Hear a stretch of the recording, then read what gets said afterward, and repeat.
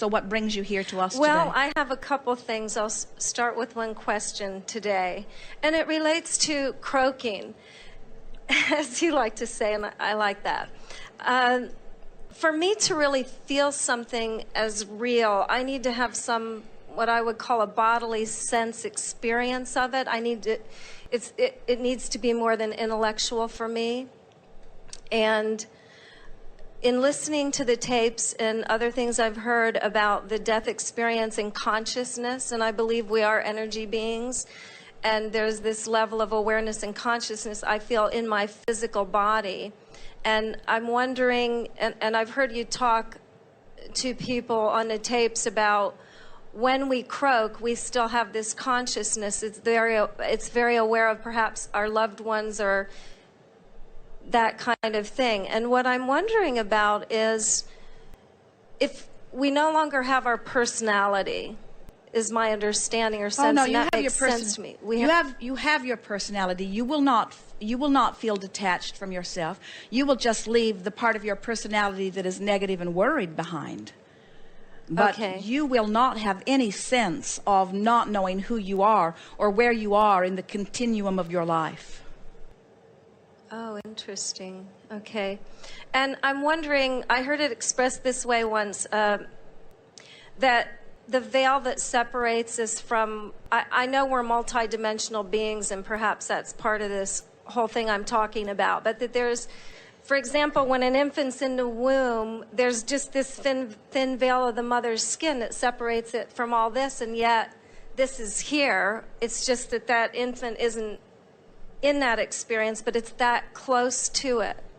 And perhaps that relates to our experience when we croak, that there's well, we can see why someone would offer an analogy like that. You can be in a room and be distracted. You could be in a room watching television and not notice what's going on in the room. You could be in a room and asleep, and there would be no veil at all or no separation at all, and yet your point of consciousness would be someplace else. So rather than talking about being in a womb or about there being a veil, we think that it is cleaner and more to the point to just say you have the ability to be focused in a variety of different ways.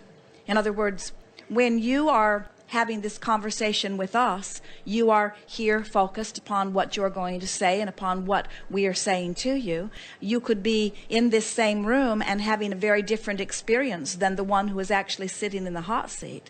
In other words, there are a variety of experiences happening in exactly the same time and space because the point of consciousness are varied. You can have two people having an eyewitness account of the same event and tell two completely different stories, because more to the point of what they think they saw is who they were as they perceived it rather than what actually happened. And so it's all about vibration. It's all about points of consciousness. It's all about perception. So when you have what you would call your death experience, you will withdraw your attention from the way you focus here, and you will view this and the death experience all from that broader point of view. We would encourage you, we like the words that you began with, as you say, for me, I want to have a real experience. In order for it to be meaningful, I need to have a fuller experience with it, even beyond the words that I'm hearing. And so we would encourage you to acknowledge that during times of meditation, when you feel that feeling of detachment, that's sort of what the death experience is going to feel like for you. If you've ever laid in your bed and had some sort of physical discomfort in your body, and you've just breathed it away, you've breathed yourself into a place of detachment from the discomfort, from the headache, from the toe ache, from the knee ache, from whatever ache that you have, and then you've felt that well-being just sort of wash through you. Now you understand viscerally what the death experience feels like. It's a withdrawal, it's a raising up from, it's a leaving behind anything, whether it is emotional or physical, that could be labeled in any way uncomfortable. In other words, the death experience is a literal leaving behind of resistance and a literal embracing of the allowing of the full essence of who you are. It's almost an immediate or instantaneous connection or acknowledgement with infinite intelligence. And so the feeling of well-being that flows through you and around you is palpable.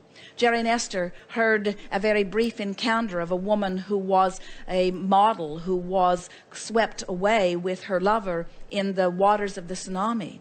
And she talked about how badly beaten up her body was. Her bones were broken, her pelvis was broken, and she was in great pain. And she was in the very dark water with all of the debris moving around with her and sort of beating her up.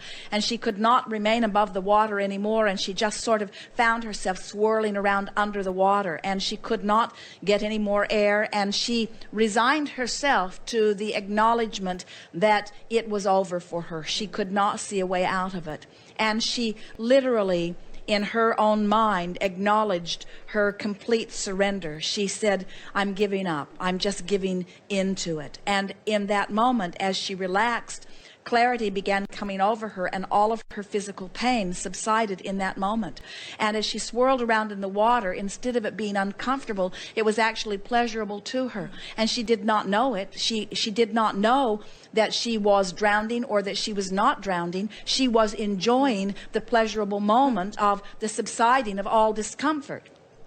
And in the midst of all of that, what was actually happening was she was surfacing, and her head came out of the water, and she saw the bright blue sky, and said it was the most beautiful thing that she'd ever seen. And she'd had a sort of personal, which is what you're talking about, personal awakening. In other words, she had the death experience without having the death experience. She had the releasing of resistance. And what we're wanting all of you to realize is that you don't have to get yourself into a place where you have no other choice before you give up your resistance.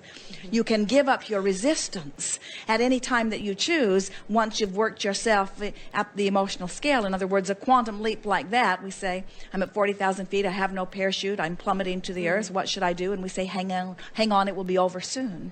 But we're wanting you to realize that at any time you can release resistance and have the experience of that death experience. And we want to say that there is no such thing as a true death experience. It's just a fuller life experience.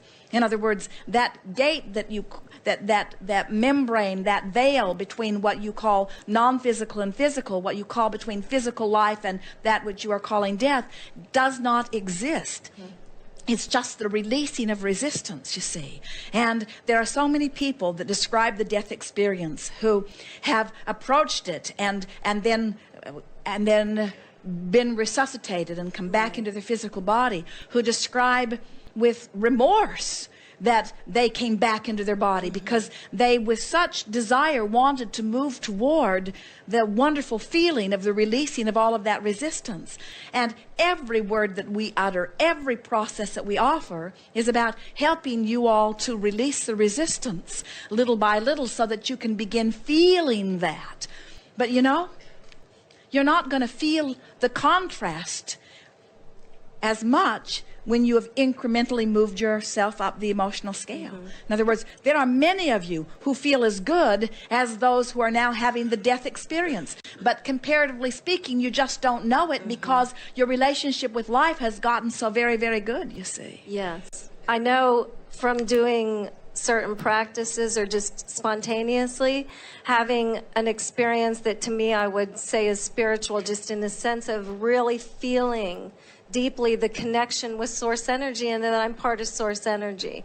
And so for me, that's why partly I can relate to the perspective of Abraham, because I've felt for so long we have in us that capacity for that direct experience, and it is all about the direct experience rather than an intermediary or someone telling. Well, we like the tone of your question, because when someone says, I want to understand and maybe even viscerally feel what the death experience is like, that's someone who's saying to us, I want to open my vortex and feel the fullness of who I am living through me here and now. Because, you see, we don't have to teach you about the death experience. You're all going to have it. We don't have to teach you about releasing resistance. Then you won't be able to help it. We want to teach you about releasing experience, the negative experience and the negative vibration now. We want want to teach you to release resistance now and we want you to all feel detachment from things that trouble you. We want you to all feel detachment from pain and sorrow and regret and guilt. We want you to have the death,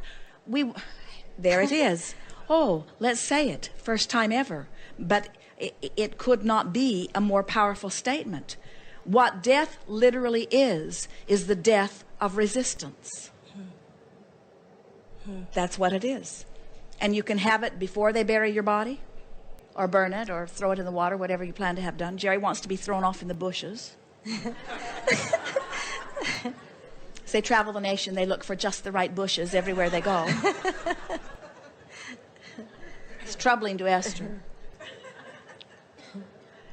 As you realize that the death experience is literally the releasing of resistance. That's the best description or definition of death that we could ever give. The death of resistance, the ceasing of resistance is what death is. And so now we have to redefine death as death is finally living. Wow. Awesome. Last week, my dear aunt transitioned into the non-physical realm. It was a challenging period for our family. However, Abraham's teachings aided me in still sensing my aunt's presence all around me. And there was a moment when her daughter was feeling very low due to her loss, and I started talking to her. I shared with her the tales that Abraham often recounts about how Jerry, in the form of a bird, still peruses the newsletters he was so fascinated with editing, or how he sometimes communicates with Esther in his unique ways by flickering the lights. Or how just when Esther yearns to feel his presence, his favorite book just tumbles off the shelf. I advised my cousin to stop searching for her mother in her physical familiar form, where she was, and start feeling for her presence where she is now. I further suggested that to hear her mom's new subtle voice, she'll need to quiet the voices in her head through daily morning meditations. These words not only comforted my cousin, but also resonated deeply with her. I, meanwhile, was experiencing profound appreciation for my inner being for having guided me step by step to Abraham and their teachings.